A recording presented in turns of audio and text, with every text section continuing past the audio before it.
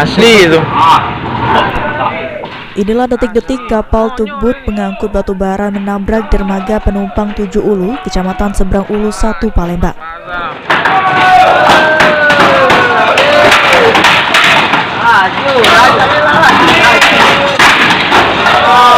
Habis kau.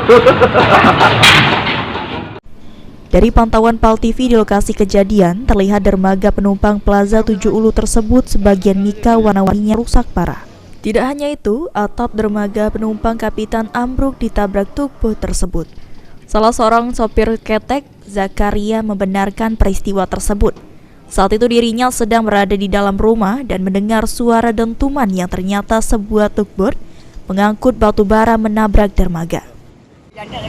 Yo.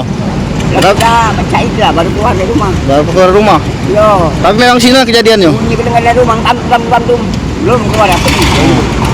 Keluar kantung, nah baru keluar aku. Kapal apa tu, Pak? Namanya kena macam. Batu bara tapi itu. Yo, batu bara. Kejadiannya hari apa tu? Cari ni lah. Jam 9 kali ya. Setengah 9. Oh, barusan eh. Bawa ke mana kapalnya? Baru keluar kalau. Bawa ke Baru. Bumaru. Ya kalau menggantung tapi dia kembali dulu. Ada korban tak? Tapi Sementara itu, Kasat Pol Airut Polrestabes Palembang, Kompol Suprawira mengatakan, dapat informasi kami langsung mendatangi lokasi guna melakukan olah TKP.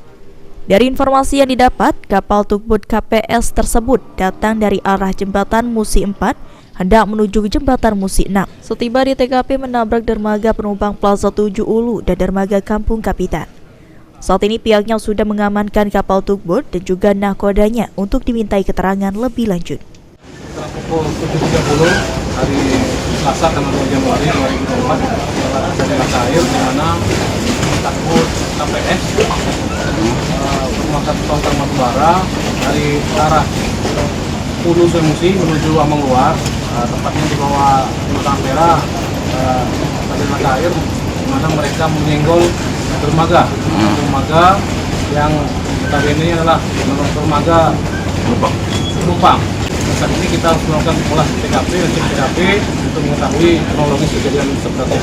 Kemudian nanti kita akan melakukan pemeriksaan terhadap nahkoda KPS maupun dari pihak agen yang terkait. Heru Wahyudi, PAL TV.